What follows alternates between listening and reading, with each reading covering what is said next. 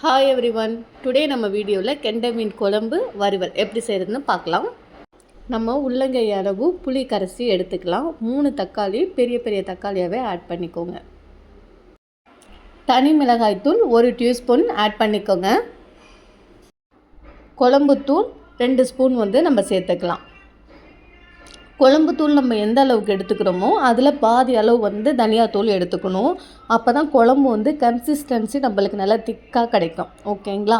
தென் மஞ்சத்தூள் 1 டீஸ்பூன் நம்ம ஆட் பண்ணிக்கலாம்.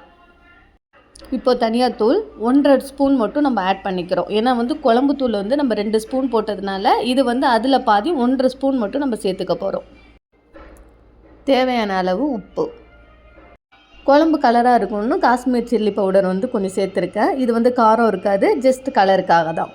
ஆல்ரெடி போட்டிருக்க தக்காளியை நல்லா மசிச்சு விட்டு குழம்பு நல்லா கரைச்சி எடுத்துக்க போகிறோம். இப்போது கடாயை எடுத்து வச்சிடலாம். நான் காஃபி தூள் பாட்டிலில் தான் எண்ணெய் ஊற்றி வச்சுருக்கேன். உங்களுக்கும் எண்ணெய்க்கு ஒரு கன்வீனியன்ட்டான பாட்டில் கிடைக்கல அப்படின்னா காஃபி தூள் கிளாஸில் தான் வரும். அழகாக அதில் நம்ம எண்ணெய் ஊற்றி வச்சுக்கிட்டோம்னா வாஷ் பண்ணவும் நம்மளுக்கு ஈஸியாக இருக்கும். இந்த சின்ன கரண்டியால் 2 கரண்டி நம்ம ஃபுல்லாக ஆயில் சேர்த்துக்கலாம். வெந்தயம் ஆட் பண்ணிக்கோங்க. வெந்தயம் நல்ல பொன்னிறமாக வந்ததும் அதோட சின்ன வெங்காயத்தை நம்ம சேர்த்துக்கலாம். மீன் குழம்புனாலே சின்ன வெங்காயம் தான் நல்லா டேஸ்ட்டாக இருக்கும். அதனால் எப்போ நீங்கள் மீன் குழம்பு செஞ்சாலும் சின்ன வெங்காயமே சேர்த்துக்கோங்க. வெங்காயம் பொன்னிறமாக வர வரையும் வதக்கிக்கோங்க. பொன்னிறமாக வந்ததும் அதோட பச்சை மிளகாய் நம்ம சேர்த்துக்கலாம். பச்சை மிளகாவோட கொஞ்சம் கருவேப்பிலை தழை சேர்த்துக்க போகிறோம். இப்போ ஃபுல்லாக வதக்கி விட்டதுக்கப்புறம் நம்ம ஆல்ரெடி குழம்பு கரைச்சி வச்சுருக்கோம். அதை எடுத்து ஃபுல்லாக ஆட் பண்ணிவிட்டு இப்போ நம்ம மூடி போட்டு மூடிடலாம். குழம்பு நல்லா கொதிச்சதுக்கப்புறம் நம்ம ஆல்ரெடி வாஷ் பண்ணி எடுத்து வச்சுருக்க மீனை ஒன்று ஆட் பண்ணிக்கலாம். மீன் மண்டை பார்த்திங்க அப்படின்னா முழுசாகவே இருக்கும். ஏன்னா மீன் நாங்களே க்ளீன் பண்ணுறதுனால மண்டையை கட்லாம் பண்ணலை, அப்படியே முழுசாகவே தான் போட்டு வச்சுருக்கோம். இப்போ எல்லா மீனையும் ஃபுல்லாக போட்டுட்டு ஒரு 10 மினிட்ஸ் நம்ம க்ளோஸ் பண்ணி வச்சிடலாம். ஆஃப்டர் 10 மினிட்ஸ் நம்ம ஒரு 5-6 பீஸ் மாங்காய் கட் பண்ணி வச்சுருக்கோம். அதை ஆட் பண்ணிக்கலாம். மீனுக்கு அப்புறம் தான் நம்ம மாங்காய் எப்போதுமே ஆட் பண்ணணும். இறக்குறதுக்கு முன்னாடி தான் மாங்காய் ஆட் பண்ணணும். இப்போ மீன் குழம்பு நம்மளுக்கு ஃபுல்லாக இப்போ ரெடி ஆகிடுச்சு. அவ்வளோதான். இப்போ மீன் வறுக்க நம்ம ஸ்டார்ட் பண்ணலாம். மீன் நல்லா வாஷ் பண்ணி நம்ம எடுத்துருக்கோம்.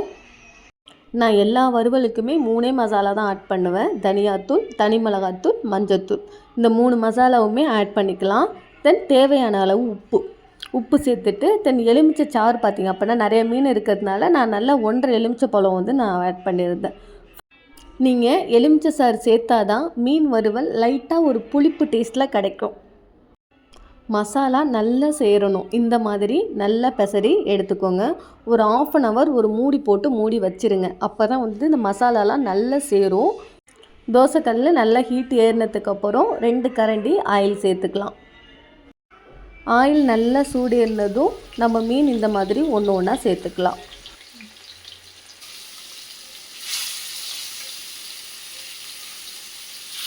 மீன் வறுவல் ரெடி ஆகிடுச்சு. நல்ல பொன்னிற கலரில் மீன் வறுத்து நம்ம எடுத்துக்கிட்டோம்.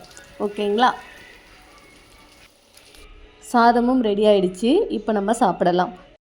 இதே மாதிரி மீன் குழம்பு, மீன் வறுவல் ட்ரை பண்ணி பாருங்கள். கண்டிப்பாக நல்லாயிருக்கும். நம்ம சேனலுக்கு சப்ஸ்கிரைப் பண்ணி சப்போர்ட் பண்ணுங்கள். தேங்க்யூ.